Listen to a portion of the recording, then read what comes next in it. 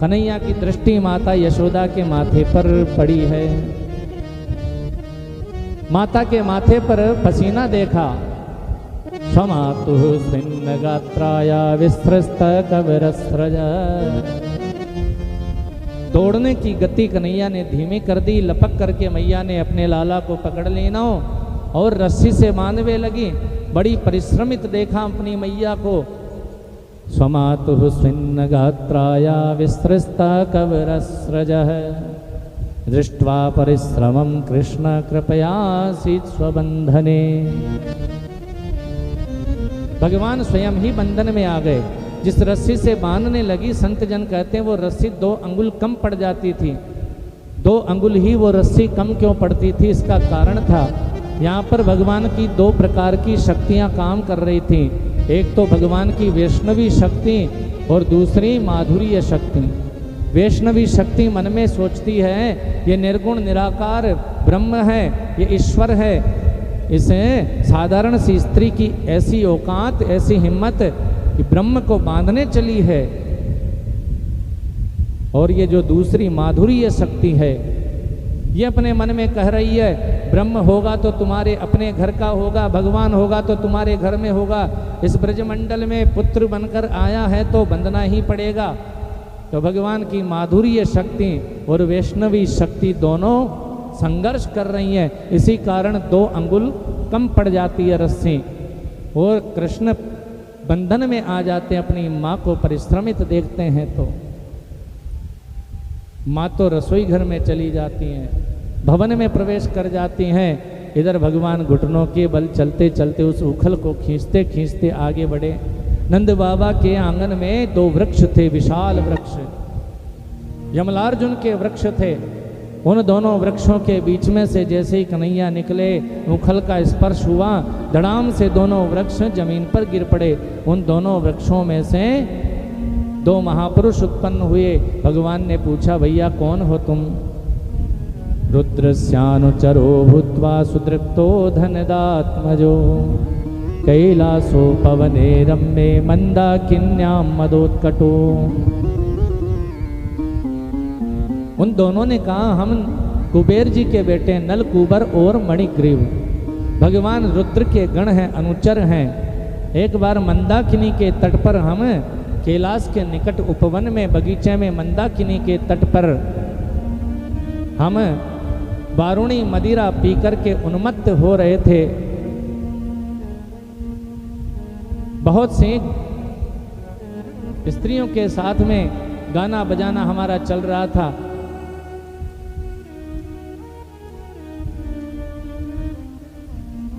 वहीं पर उसी समय देवऋषि नारद जी महाराज आ निकले। हमने उन्हें प्रणाम नहीं किया, उनका आदर नहीं किया, उनको क्रोध आ गया।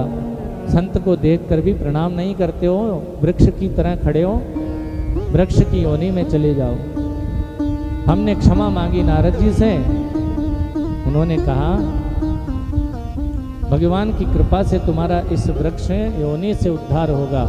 तुम नंद भवन में वृक्ष योनि में उत्पन्न होगे और श्री कृष्ण के द्वारा उखल बंधन की लीला के माध्यम से तुम्हारा कल्याण होगा। दोनों ने भगवान से वरदान मांगा। वाणी गुणानुकथने श्रवणो कथायां हस्तो च कर्म सुमनस्तव पादयोर्न। हे केशव, हमारी वाणी आपके गुणों को गाती रहे, हम अपने चरणों से आपके धाम जाते रहें, अपने हाथों से आपकी सेवा करते रहें, अपने कानों से आपकी लीला कथा सुनते रहें, ऐसी कृपा करो। प्रार्थना करके वरदान लेकर अंतर ध्यान हो गए नलकुबर और मणिग्रीव। सुखदेव जी कहते हैं परीक्षित दोनों वृक्ष जमीन पर गिरे थे 2 घंटे पहले, लेकिन गिरने की आवाज आई धड़ाम से 2 घंटे के बाद में। वृक्ष गिरने की आवाज 2 घंटे बाद में हुई। इस आवाज को सुना ब्रजवासी भाग करके आए, नंद बाबा भाग करके, यशोदा जी भाग करके आई, अपने लाला को उठाया वृक्षों के बीच में से। नंद बाबा ने यशोदा जी को फटकार लगाई, तैने लाला को इस मोटी सी रस्सी से काहे बांध दियो? अपने लाला की ऐसी दशा देखी, वृक्षों के बीच में फंसे बैठे हैं। रोने लगी मैया यशोदा, अरे ये रस्सी काहे न जल गई, मैंने जिस रस्सी से कन्हैया को बांध्यो, मेरी बुद्धि खराब हो गई, मैंने नन्हे से लाला को एक छोटी सी गलती के बदले उखल से बांध दियो। अपने लाला को गोद में लिया है माता यशोदा ने। बंधुओं, भगवान आज खेलते खेलते ब्रह्मांड घाट पर आए और मिट्टी खा ली। भगवान के सखा मित्रगण भगवान को लेकर यशोदा जी के पास में जाकर शिकायत करने लगे। मैया ने जैसे ही कन्हैया का मुंह खुलवाया, संपूर्ण ब्रह्मांड का दर्शन कराया। अपनी माँ यशोदा को कृष्ण ने 2 बार ब्रह्मांड का दर्शन कराया। एक बार अपनी माँ यशोदा की गोद में सोए हुए भगवान दुग्ध पान कर रहे थे, माता यशोदा का दुग्ध पी रहे थे। उसी समय कृष्ण को उबासी आ गई। जैसे ही कन्हैया ने अपना मुंह खोला, कृष्ण के मुंह में बड़ी बड़ी नदियां पर्वत देखे, बड़े बड़े पहाड़ देखे, पूरे ब्रह्मांड का दर्शन कराया कृष्ण ने। और आज मृद भक्षण लीला के बहाने अपनी माँ को ब्रह्मांड का दर्शन कराया। जैसे ही मैया ने लाला से कहा, अपना मुंह खोल, तेरे सारे सखा कह रहे हैं तूने माटी खाई। मुंह में दांत पर कहीं न कहीं लगी होगी। जैसे ही कृष्ण ने मुंह खोला, खम रोदसी ज्योतिरनीक मासा सूर्येन्दु वनहि स्वसनाम बुधिश्च, बड़े बड़े नदियां पर्वत पहाड़ ग्रह नक्षत्र सब दिखाई दिए। माता यशोदा मन में विचार करने लगी, हे भगवान, कहीं मेरो लाला कन्हैया भगवान तो नहीं है, मैं कोई स्वप्न तो नहीं देख रही, क्या ये स्वप्न है या फिर कोई देवता की माया है? ये मैं क्या देख रही हूँ? मेरे छोटे से नन्हे से कन्हैया के मुंह में बड़ी बड़ी नदियाँ पर्वत पहाड़। भगवान ने अपने मन में सोचा, मैया यशोदा तो मुझे भगवान मानने लगी है। यशोदा ने कान पकड़ लिया। वो गर्गाचार्य जी महाराज नामकरण संस्कार करने आए थे, तब कह रहे थे तुम्हारा पुत्र तो साक्षात नारायण के समान है गुणों में, हो सकता है मेरा पुत्र साक्षात नारायण है। हे भगवान, मुझसे गलती हो गई, मुझे माफ कर दो, मैंने आपको छड़ी दिखाई। भगवान सोचने लगे, मैया तो मुझे भगवान समझने लगी है, यहाँ पर तो बेटा बनने में ही फायदा है। भगवान बनने लगे यहाँ पर ब्रजमंडल में, तो मैया खिड़की में बैठा देगी, अलमारी में बैठा देगी, और बेटा समझती है मैया तो हमें अपने गोद में बैठा करके प्रेम से माखन खिलाती है, तो इस वात्सल्य के सुख से मैं वंचित रह जाऊंगा। भगवान ने अपनी वैष्णवी माया का प्रयोग किया, और जो जो माता यशोदा ने देखा वो सब यशोदा जी भूल गई। सज्जनों, अरे लाला कन्हैया, मैंने तेरे मुंह में नदियां पर्वत पहाड़ देखे। कन्हैया बोले, ले देख ले मैया, दोबारा मुंह खोल करके दिखाया, कछू ना आई है, तेने कोई सपनों देख लियो होएगा मैया। एक फल बेचने वाली के ऊपर भगवान ने, गोविंद ने कृपा की, कोई फल ले, कोई फल ले, कोई फल ले, ऐसे फल बेचते आ रही थी। कन्हैया ने उसकी आवाज़ को सुना, अपने दोनों हाथों में अन्न भर कर के ले गए। द्वार पर जाते जाते तो अन्न गिरते गिरते, द्वार पर जाते जाते मात्र कन्हैया के छोटे से नन्हे से हाथों में मात्र 2 दाने रह गए। सारे के सारे फल उस सुभगा मालिन ने कृष्ण की अंजलि में धर दिए। सारी डलिया के फल कृष्ण के छोटे से हाथ में ही समा गए, और जाते जाते उन दोनों दानों को उसकी डलिया में पटक दिया। सारी दुनिया को जो फल देने वाले हैं, परीक्षित इस मालिन का कितना सौभाग्य है कि वो इस मालिन से फल लेने के लिए खड़े थे। डलिया में दोनों दाने डाल दिए। मालिन ने घर जाकर उस डलिया को उघाड़ा, देखा वो रत्नों से सुसज्जित थी, हीरे भरे थे उसमें। उसका फल बेचना सार्थक हो गया, भगवान का भी दर्शन हुआ। आज ब्रजवासियों की मीटिंग बैठक हुई। पूरे ब्रजवासियों के बीच में नंद बाबा बोले, जब से हमारे कन्हैया को जन्म भयो है, तब से आए दिन कोई न कोई राक्षस इस गोकुल में हमारे बालकन को मारवे के ताई आ जावे। इस गोकुल नगरी में हमारे बालकन को जीवन सुरक्षित नहीं है, किसी दूसरी जगह पर जाकर हम रहेंगे। ब्रजवासी बोले, बाबा कहाँ पर जाकर रहेंगे, कहाँ पर जाएंगे हम सब अपने घर को छोड़कर? नंद बाबा के छोटे भाई हैं जिनका नाम है घनानंद जी महाराज। घनानंद जी ने कहा, यहाँ से थोड़ी ही दूर पर यमुना के किनारे एक तुलसी का बड़ा सुंदर वन है, जंगल है, जिस जगह का नाम है वृंदावन।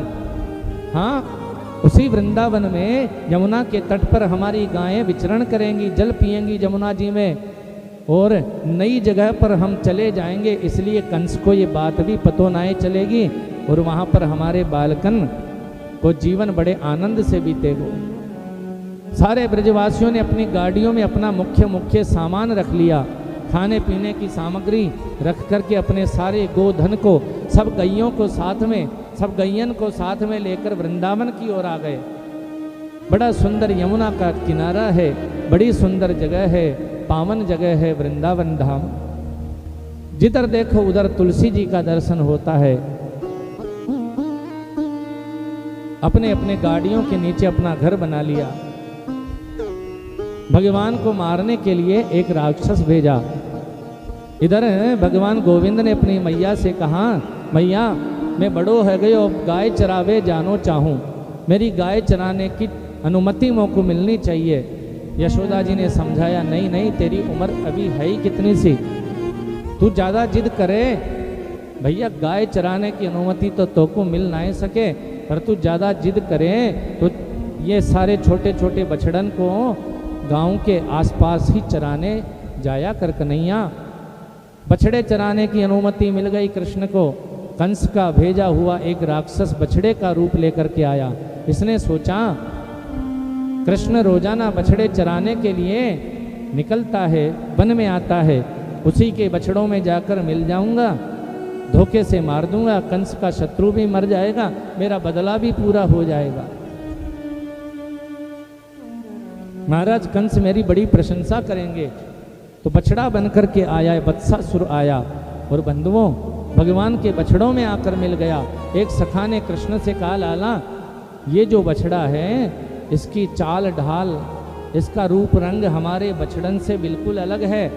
फिर बाद में मत कहियो कि पहले ना बताइए, ये बछड़ा हमारो बछड़ा नहीं है। भगवान उस वत्सासुर को देखते ही समझ गए और उसकी पीठ पर हाथ फेरते फेरते उसको चराते चराते अलग ही एक तरफ ले गए, जंगल में ले गए दूर। उसकी पीठ पर कन्हैया हाथ फेरने लगे। कन्हैया ने हाथ फेरा, तब वत्सासुर मन में हंसा। वत्सासुर सोचा कन्हैया फंसा।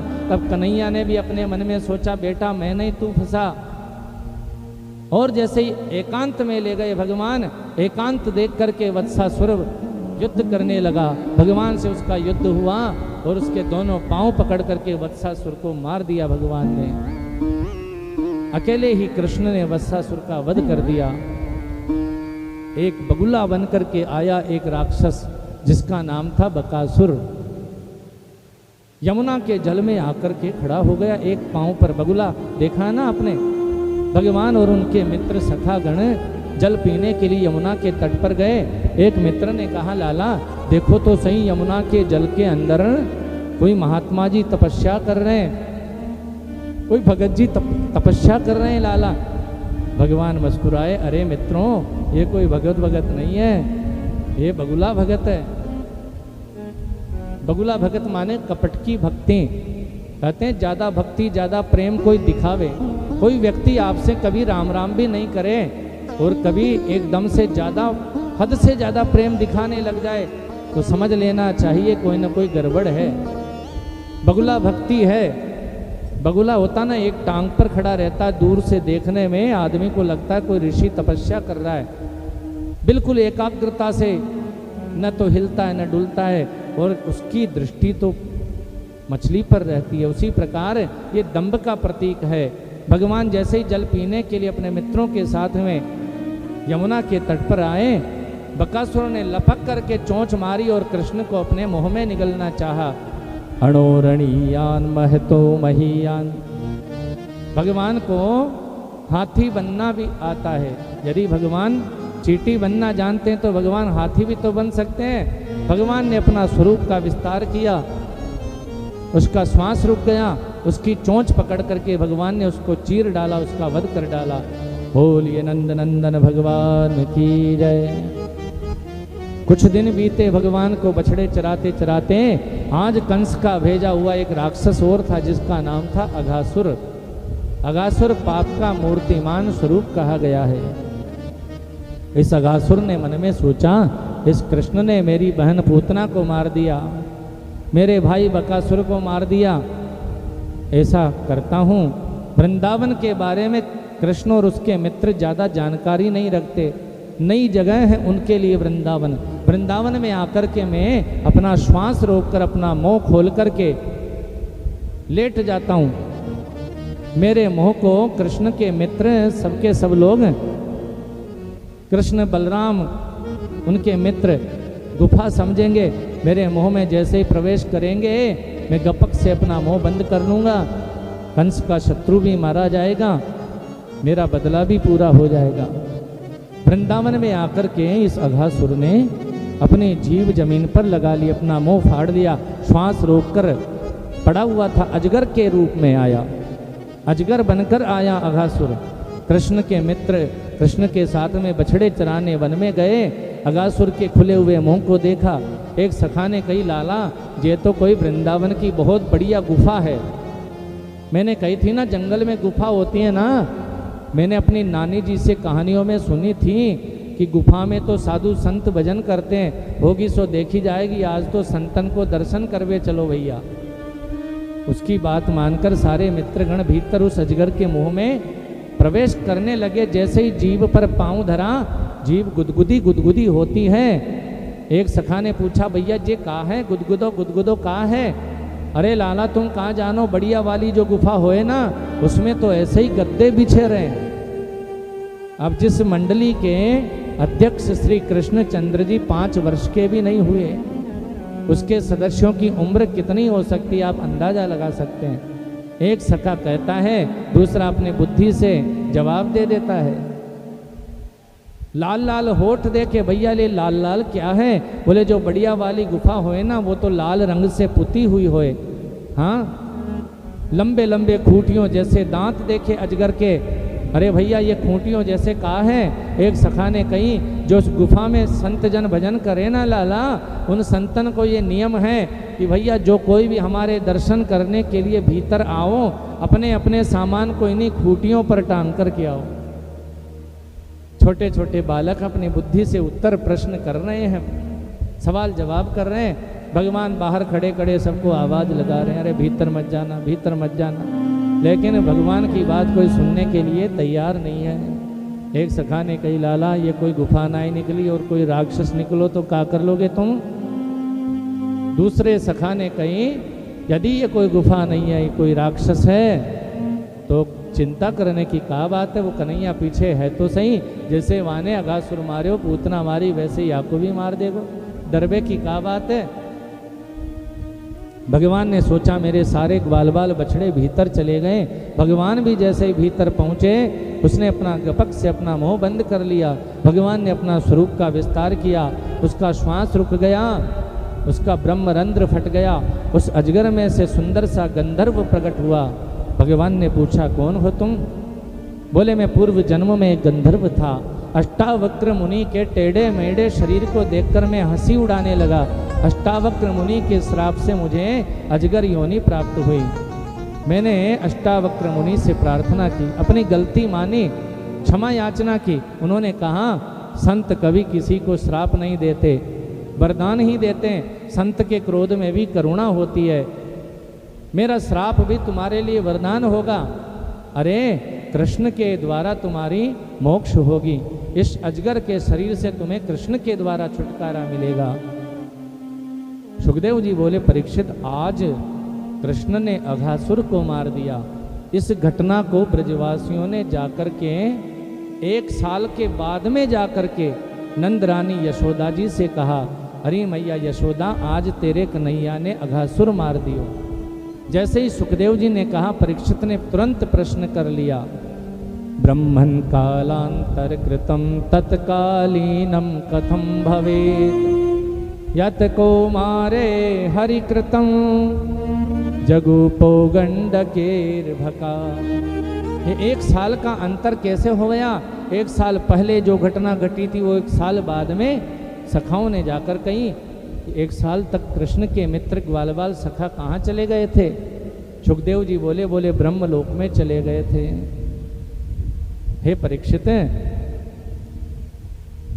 बात ऐसी है, जब अजगर के मुंह से अपने मित्रों को बाहर निकाला, बछड़ों को बाहर निकाला, तो प्रायः सभी मर चुके थे अजगर के जहर से, सब मर चुके थे।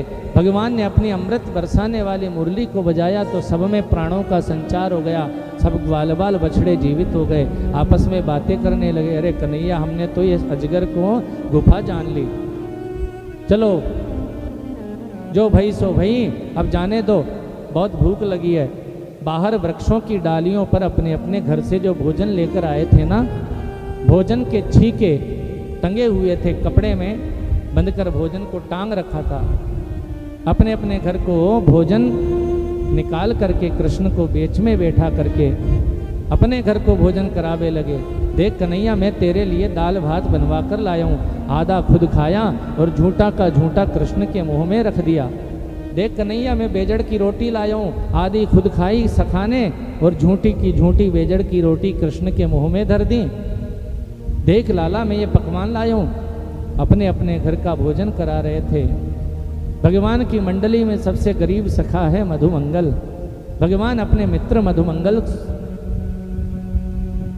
जो शांत बैठा था, मौन बैठा था, उससे बोले, अरे अपने घर को भोजन नहीं खिलाएगा मौकू?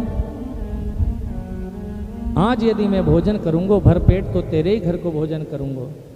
इसके पिताजी तो बेचारे, मधुमंगल के पिताजी तो है नहीं, माँ है। यशोदा जी ने कह रखा है, अरे मैया तुम मेरे महल में रहा करो, दोनों समय यहीं भोजन करो, दोनों माँ बेटे, और खूब भगवान का भजन करो। जैसे ही कृष्ण ने मधुमंगल से उसके घर का भोजन मंगवाया, दौड़े दौड़े मधुमंगल अपनी मैया के पास में गए, मैया जल्दी से कछु खावे पीवे की व्यवस्था हो तो जल्दी दे दे। आज कन्हैया ने सब सखाओं के बीच में मेरे घर को भोजन मांग्यो है। धीरे से मैया बोली, लाला तू तो जाने, हम तो खुद ही कृष्ण के घर को भोजन करें, अपनों तो स्वयं को घर को भोजन है नाए। नहीं नहीं मैया, कछु तो तुमको देना ही पड़ेगो मैया। अरे तू ज़्यादा जिद करे लाला, तो वो कोने में मटकी धरी है, कुछ होए तो ले जा। उस मटकी में 3 दिन की खट्टी कड़ी रखी थी बंधुओं। उस मटकी को उठा करके बड़े उत्साह से मधुमंगल दौड़ रहा है, वन की ओर दौड़ पड़ा मटकी को लेकर। रास्ते में दौड़ते दौड़ते, रास्ते में चलते चलते बेचारे का मन खट्टा हो गया।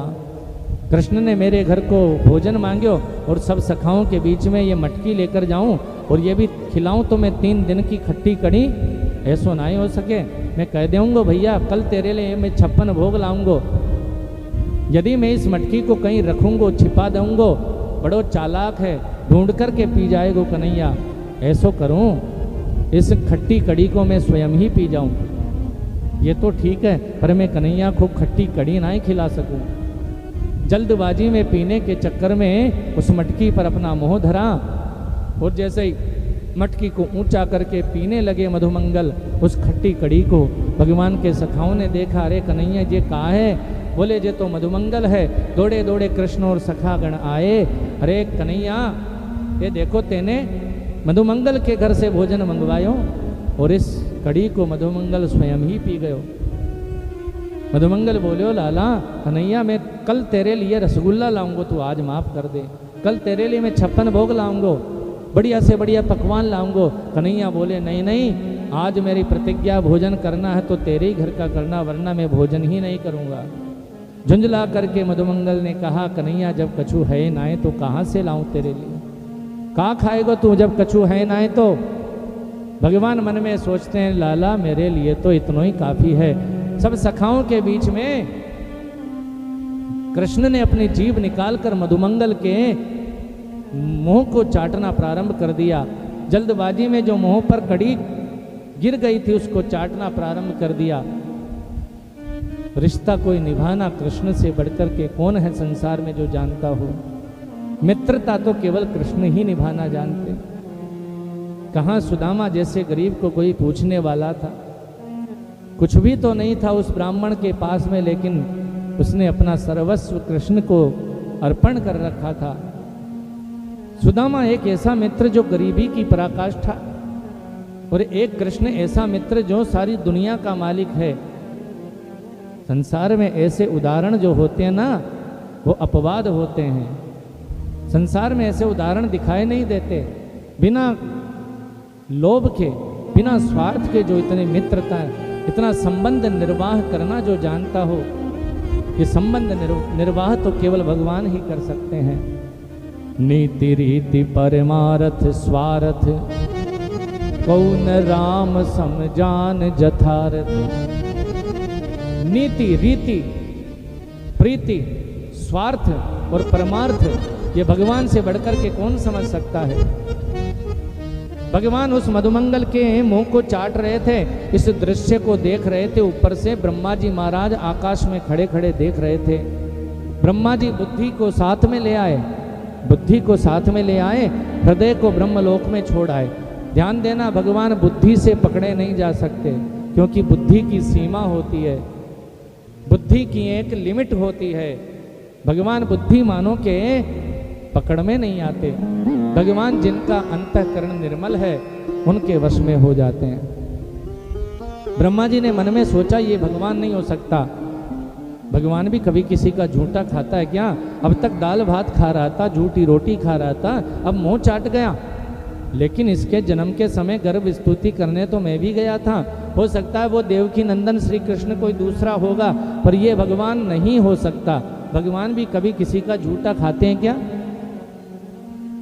मोह हो गया भगवान की लीला को देख करके ब्रह्मा जी महाराज को भी। बुद्धि के दम पर ब्रह्मा जी महाराज भगवान को समझना चाहे तो नहीं समझ सकते।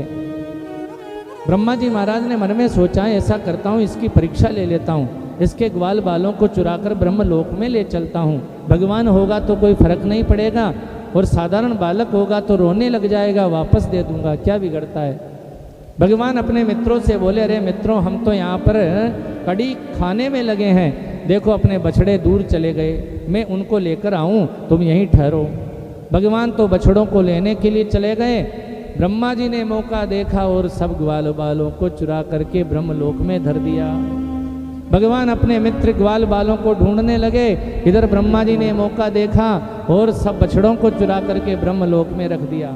भगवान आगे झांके तो ग्वाल बाल नहीं, भगवान पीछे मुड़े देखें तो बछड़े नहीं। किसने ऐसी चालाकी की है मेरे साथ में? आंख बंद करके ध्यान किया, भगवान ने देखा तो पता चला ब्रह्मा जी मेरी परीक्षा ले रहे हैं, ये सारी चालाकी ब्रह्मा जी की है। भगवान ने मन में सोचा, अभी हाल इस ब्रह्मा को ये बात पतो ना है, क्या ब्रह्मा जी इस बात को भूल गए कि हम रिश्ते में इनके पापा जी लगते हैं? हाँ, मेरा पुत्र ब्रह्मा मेरी परीक्षा लेता है, शर्म नहीं आती। इधर ब्रह्मा जी महाराज ने विचार किया, रो रहा होगा तो मैं वापस दे दूंगा ग्वाल बाल बछड़ों को। वृंदावन की ओर दृष्टि डाली ब्रह्मा जी ने, देखा इधर भी वही ग्वाल बाल बछड़े। जिन ग्वाल बाल बछड़ों को ब्रह्मा जी ने चुराया था वो सब के सब भगवान ने अपने ही शरीर में से प्रकट कर दिए। जो जैसा बोलता था, जिसने जैसा कपड़ा पहन रखा था, जो जैसे चलता था, जैसा जिसका स्वभाव था, सब ग्वाल बाल बछड़े सब कुछ भगवान ही बन गए।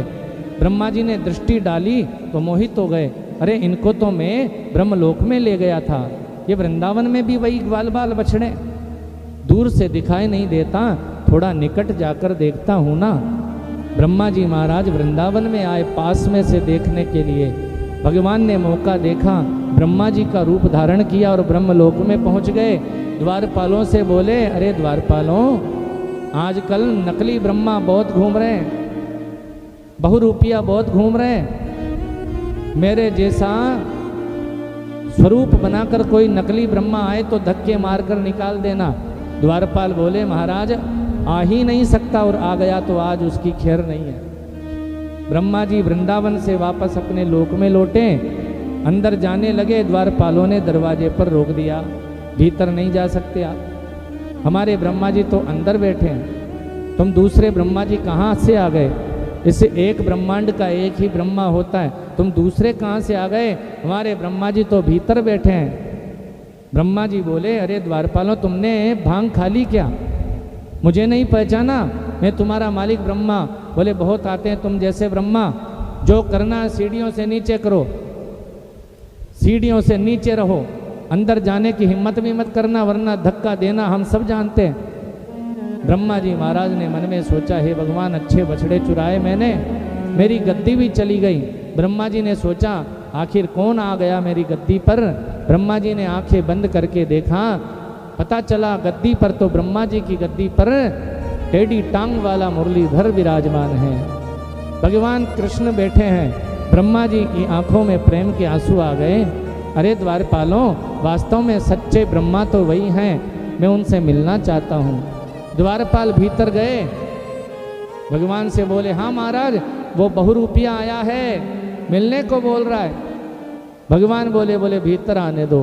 ब्रह्मा जी जैसे ही भीतर गए, गद्दी खाली मिली, दर्शन नहीं हुआ। ब्रह्मा जी को लगा कहीं मैंने भगवान के ग्वाल बाल बछड़ों को चुराकर कोई अपराध तो नहीं कर दिया। वृंदावन में आकर 40 मंत्रों से 40 श्लोकों से ब्रह्मा जी ने भगवान श्री कृष्ण की स्तुति की, लेकिन भगवान ब्रह्मा जी से इतने नाराज हुए, एक शब्द भी बात नहीं की भगवान ने ब्रह्मा जी से। नौमीड्यते भ्रवपुषे तडिदंबराय गुंजावतन सपरिपेच्छल सन्मुखाय वन्यस्रजे कवलवेत्र विषाण वेणु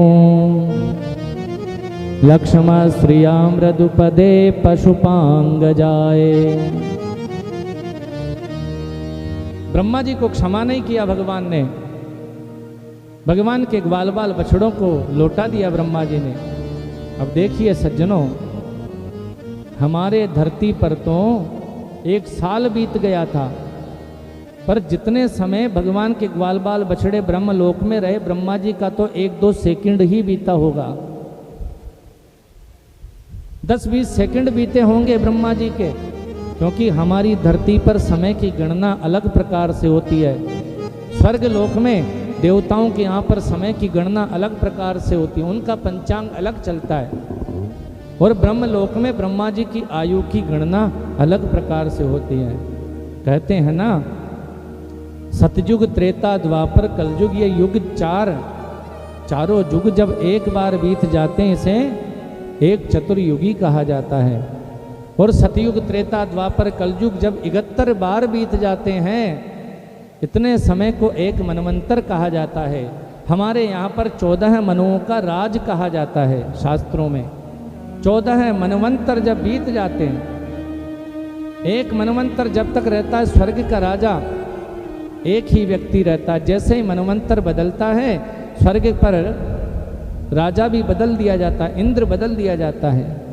14 मनुओं का जब राज पूरा होता है, तो ब्रह्मा जी महाराज का एक दिन होता है। 14 मनुओं का राज पूरा होता है, इस समय को कहते हैं एक कल्प। एक कल्प का ब्रह्मा जी का एक दिन, एक कल्प की ब्रह्मा जी की रात्रि। जैसे हमारी आयु 100 वर्ष की निर्धारित है ना, वैसे ही ब्रह्मा जी महाराज जो है ना, वो भी अमर नहीं है। उनको भी समय आने पर, अपनी आयु पूरी होने पर अपना शरीर छोड़ना पड़ता है। हाँ, ब्रह्मा जी अमर नहीं है। 100 वर्ष की आयु शास्त्रों के अनुसार, दिव्य 100 वर्ष, हमारे 100 वर्ष नहीं, 100 वर्ष की आयु जब ब्रह्मा जी की पूरी हो जाती है, तो कहते हैं भगवान नारायण का पता है कितना समय बीतता है। बोले जितना सा समय एक पलक झपकने में बीतता है, भगवान का इतना सा समय बीतता है। अरे ये भी बहुत ज़्यादा हो गया बंधुओं, भगवान पर तो काल का असर होता ही नहीं। भगवान तो कालातीत हैं। भगवान की डाढ़ है काल भगवान का क्या बिगाड़ सके। हमारी पृथ्वी पर 1 साल बीत गया था। ब्रह्मा जी ने तो उन ग्वाल बाल बछड़ों को थोड़ी देर के लिए रखा था ब्रह्मलोक में, हमारे यहाँ पर 1 साल बीत गया। इसलिए ग्वाल बाल बछड़ों को ऐसा लगा जैसे हम सोकर के उठे हैं। 1 साल पहले जिन भगवान श्री कृष्ण ने अघासुर को मारा, आज माता यशोदा से जाकर कहा तुम्हारे लाला कन्हैया ने अघासुर को मार दिया। क्योंकि 1 वर्ष का अंतर इसलिए आ गया था परीक्षित। 1 वर्ष के लिए ब्रह्मलोक में रहे थे ग्वाल बाल बछड़े। और इस प्रकार से इस लीला के द्वारा भगवान ने गोपियों के मनोरथ को पूर्ण किया। भगवान जब माता यशोदा गौ माता का दूध निकालती थी, माता यशोदा गौ माता का दूध निकालती थी। उसी समय कृष्ण आकर माता यशोदा का स्तनपान करने लग जाते। गैया माता गौ माता इस दृश्य को देखती थी, उनके मन में भी वात्सल्य भाव आ जाता था। क्या कृष्ण कभी मेरे बेटे बनकर मेरा भी दुग्ध पान करेंगे? तो ब्रह्मा जी को मोह हुआ। ये लीला करके गौ माता की इच्छा पूरी की भगवान ने, क्योंकि 1 साल तक जितने भी बछड़े थे सब भगवान ही तो बने थे। भगवान जब यशोदा जी की उंगली पकड़ करके नंद जी के आंगन में नृत्य करते थे और इस दृश्य को गोपियां देखती थी, तो मनोरथ होता था गोपियों के मन में, क्या कभी हमारे बेटे बनकर हमारा हाथ पकड़कर भगवान नाचेंगे? 1 साल तक जितने भी ग्वाल बाल थे भगवान ही तो बने थे, और सब गोपियों के मनोरथ को पूरा किया है भगवान ने इस लीला के माध्यम से। अब मैं गाय चरावे जाऊंगा, जिद कर लेते हैं भगवान। तो सज्जनों, भगवान ने मैया से जिद पकड़ ली और मैया ने ब्राह्मण देवता को बुलाया है।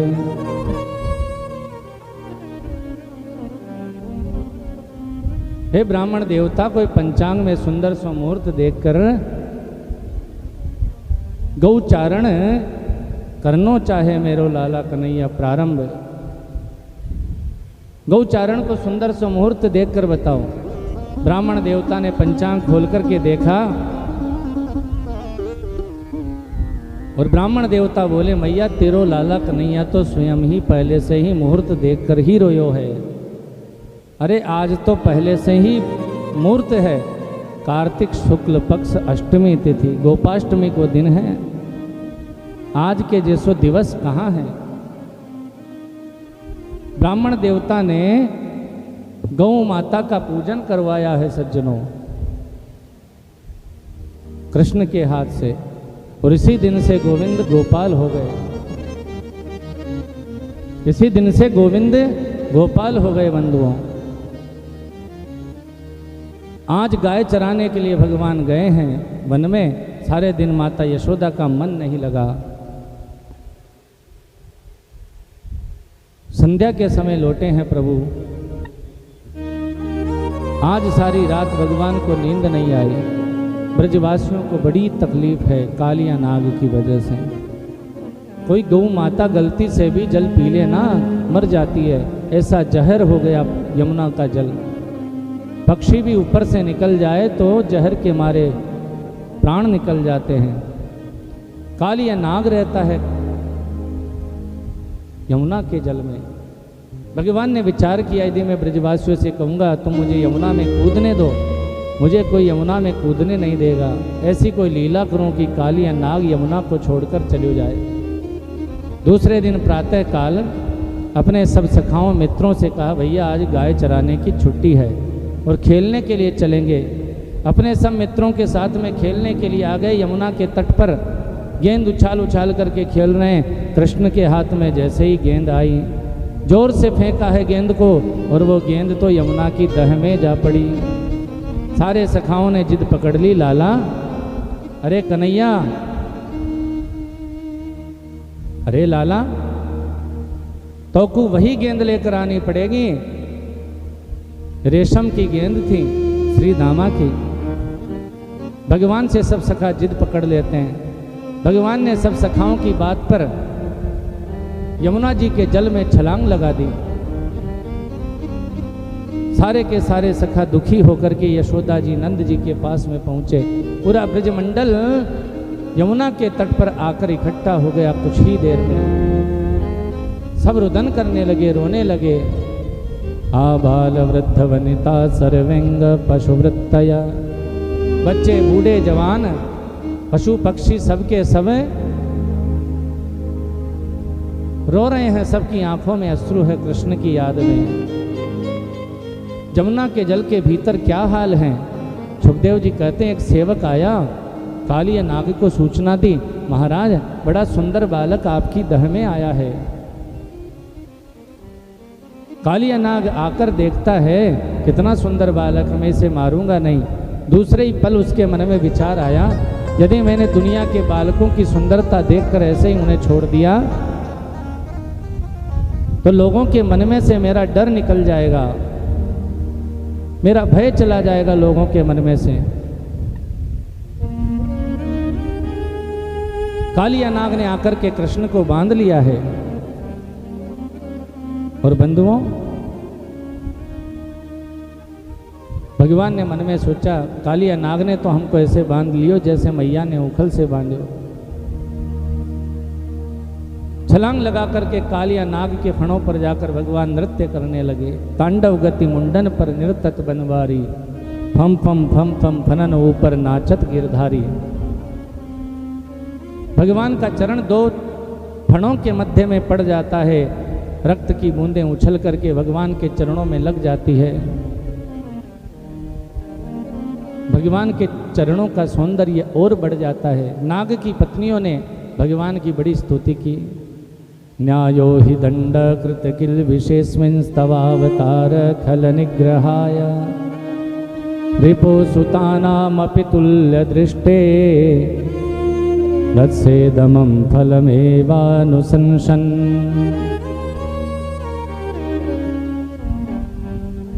नाग की पत्नियों ने कहा, जिन चरणों के लिए बड़े बड़े तपस्वी योगी जन तरसते रहते हैं, उनके ध्यान में नहीं आते, ऐसे दिव्य चरण आपने हमारे पतिदेव के माथे पर पधराए, आपकी बड़ी कृपा है। भगवान बोले, आप तो मेरी बड़ी भक्ता हैं, वरदान मांगो। बोले, हमें स्वर्ग वैकुंठ मुक्ति कुछ भी नहीं चाहिए भगवान, आपकी भक्ति, आपके भक्तों का, आपकी चरण रज का आस्वादन हमें प्राप्त होता रहे, आपके भक्तों का संग प्राप्त होता रहे। कालिया नाग ने कहा, मैं भी आपको प्रणाम करूंगा, पर मेरे प्रश्न का उत्तर आपको देना पड़ेगा गोविंद। दुनिया में सांपों को किसने बनाया? भगवान बोले, हमने बनाया। बोले, जहर किसने दिया? भगवान बोले, हमने ही दिया। डसने का स्वभाव किसने बनाया? भगवान बोले, हमने ही बनाया। भवान ही कारणम तत्र सर्वज्ञो जगदीश्वर। हे प्रभु, हमारा स्वभाव आपने डसने का बनाया है, हमारा तो स्वभाव बन गया है, जो कोई हमारे पास में आएगा हम डसेंगे। आप चाहें तो मेरा स्वभाव बदल सकते हैं, हमारी गलती क्या है? हमारा तो स्वभाव बन गया, जो हमारे पास में आएगा हम उसे डसेंगे। ऐसा कीजिए, मेरा स्वभाव बदल दीजिए।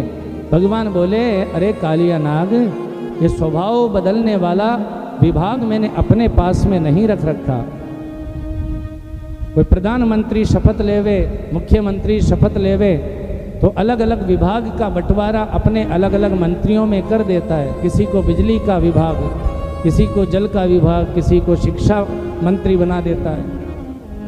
भगवान बोले, स्वभाव बदलने वाला विभाग मैंने अपने पास में नहीं रख रखा। किसी को मेरे स्वरूप की प्राप्ति करनी है तो मेरी शरण में आए, लेकिन जिसको अपना स्वभाव बदलना है वो मेरे सत्संग में जाए।